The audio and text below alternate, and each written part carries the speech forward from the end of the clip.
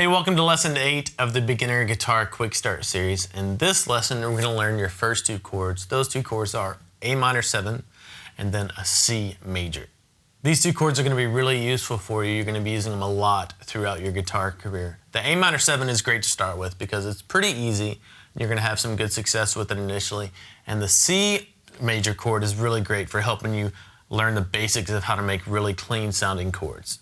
Now, both of these chords and all the other chords we're going to learn in the Beginner Quick Start series are called open chords. And open chords generally have two requirements. They usually occur on the first 3 frets of the guitar, and they have at least one open string that you're going to play with them. Throughout this lesson, I'm going to be giving you some tips for your fretting hand technique that are going to help keep your chords clean and buzz-free. I'm also going to be giving you some technique tips that are a little bit subjective, but they can pretty much apply to everyone. Before we jump into learning chords, you actually need to know how to read a chord diagram. So let me just go through that with you real quick. If you look at a chord diagram, you're going to see 6 vertical lines. Those vertical lines represent the strings of the guitar. If you're looking at the diagram, the one to the far left represents the low E string, and the one to the far right represents the high E string. The horizontal lines on a chord diagram represent the frets of the guitar. And if you look up at these chord diagrams that we're going to be using in this lesson, you're going to see a rectangle or a block at the top of the chord diagram. That represents the nut of the guitar. That's just for reference to help you kind of keep track of where you are. The dots you're going to see on a chord diagram are there to tell you where to put your fingers. You're going to see 2 types of dots. You're going to see filled in ones or black ones, and then you're going to see hollow ones. The filled in black ones represent the root note of whatever chord you're playing. The numbers in the circles on the chord diagram are telling you which fingers to use when you're playing a particular chord. So, for example, on our A minor 7th chord, if you look at the chord diagram, you're going to see a circle with a 1 in it on the 1st fret of the B string, on the 2nd string. That's telling you to use your 1st finger to play the 1st fret of the B string. Another part of chord diagrams that you're going to want to be aware of are X's that occur above the nut. If you see an X above a string, that's telling you that you shouldn't play that string at all. So in the case of our A minor 7th chord, you're going to leave the low E string out. Before we get started on this A minor 7th chord, I just want to make sure that you realize that you need to stay relaxed as you're making these chords. You shouldn't have any excess tension because that can always kind of open the doorway for injuries. Stay relaxed when you're making these chords, and the only pain that you should feel at all is the pain in your fingertips as your calluses build up. Then, after 3 or 4 weeks, a month or so, that should get better too, though. All right, to get started, just stick your fretting hand out in front of you like this and pretend like you're holding an apple or a baseball. That's a great posture to keep in mind when you're thinking about your fretting hand technique, right? And what you want to do is just bring that hand up and put your thumb on the back of the neck, and that's just the perfect starting position to keep in mind as you learn these chords. Okay, the next thing I want to talk about is kinking your wrists. A lot of players tend to kink their wrists really far this way when they're trying to make chords, or they kink their wrists the other way. And this way can really hurt after a while, can really stress out your wrists. And this way it's going to be really hard to make the chords to get your fingers where they need to go. So you want your wrists to be more or less straight. Mine's a little bit curved like that, but that's generally a good posture to have when you're making these chords. Okay, as far as technique goes, I'm going to cover 2 things as we make this A minor 7th chord. 2 more things. The first thing is fret placement, and the second thing is finger posture. So let's get our first note on. Take your first finger down on the 1st fret of the B string.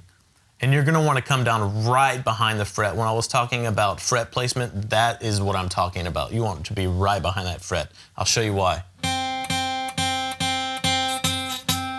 The farther back I go, the more buzzy that note gets. So you want to be right behind that fret. The second tip that I want to give you is for finger posture. And by that, I mean you want to come right down on the very tip of your finger. The reason for this is if I don't come right down the very tip of my finger, my index finger is going to brush up against this high E string, and it's going to mute that string. You don't want that. You want to come right down on the very tip of your finger so it doesn't mute any of the surrounding strings. All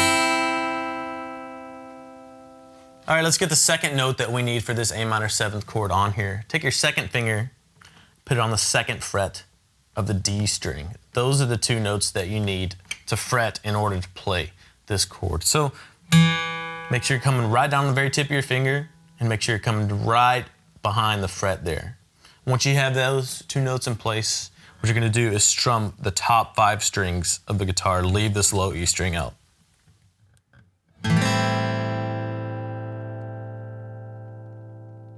Now listen to the chord that you just made. Was it clean and clear like that, or did it sound more like this? Double check yourself, make sure you're coming right behind the frets, make sure you're coming right down on the very tips of your fingers. This may take a while for you to build up the coordination and the muscle, but if you follow those 2 rules, your chords will get clean. Okay, when you're learning chords like this, get it on there, play it, leave it there for a while, 30 seconds or so, and then take it off, shake your hand completely out, and then put it back on. It may take you a while to get it on, that's fine, you're working on your muscle memory here. Take it off, leave it on there for longer than I'm doing in this video, right? Leave it on there for a good while, 30 seconds is good. But taking it off and putting it on like that is a real good way to firm up that chord in your memory. The next chord we're gonna learn is a C major chord, an open C major chord. And this is a great chord for letting you know if you're coming down on the very tips of your fingers really well or not. Let me show you what the difference is here. Here's the C major chord. And watch what happens when I relax my fingers just a little bit and don't come down on the very tips. Listen to it now. Almost all the notes in that chord just disappeared, right? So just that little motion from there to there is all the difference in the world. So if you had your A minor 7 chord, all you have to do to make a C major 7 is take your 3rd finger right here and stretch it out to grab the 3rd fret of the 5th string or the A string. And if you'll notice on the chord diagram, that's a black note, so that means that's a root note of the C major chord, which means that this is a C note. So do the same thing you did with your A minor 7 chord. Put that chord on, hold it there, take it off, shake it out. Remember the tips I gave you, come right behind the frets, come right down on the very tips of your fingers. It may take a while, you may have to go 1, 2, 3, but that's natural. You'll get better at it with time, and eventually you'll be able to go right to that chord. So a couple more tips I want to give you when you're learning chords. The more ways you can kind of attack something to memorize it, the better chance you're going to have of remembering it. So when you're making chords, look at the chord and try to visualize or memorize what that chord actually looks like. Another thing you're going to want to do is don't even look at the chord. Just once you have it on there, close your eyes or look away and just try to concentrate on what that chord actually feels like too. Another tip to help you memorize chords faster is to practice these things several times a day. If you can practice these new chords that you're learning 4 or 5 times a day, that'll be awesome. You don't have to do it for very long, 5, 10 minutes. But the more times in a day you can practice these chords and memorizing them, the faster you're gonna learn them and the faster your hands are gonna remember them. Your fingers might be pretty sore for a while, but like I said earlier, that's gonna pass in, maybe 4, 6 weeks, something like that. And one thing I wanna warn you about, a lot of people get frustrated because they can't make clean chords because they start trying to learn chords and then change between chords before they actually have the shapes learned really well. So right now, I don't want you to try to switch between the A minor 7 and the C. Just work on those individual chord shapes, getting them down as good as you can and going right to them. Just work on each one individually for now. In the next lesson, we're gonna add 2 more chords to your chord library, and I'm gonna give you some tips on actually switching between chords smoothly. I know that's an issue that a lot of beginners have trouble with. So if you have any questions about making chords and making them sound good and buzz-free, you can leave them here on the comments on this page or email me, Nate@guitarsystem.com. See you later.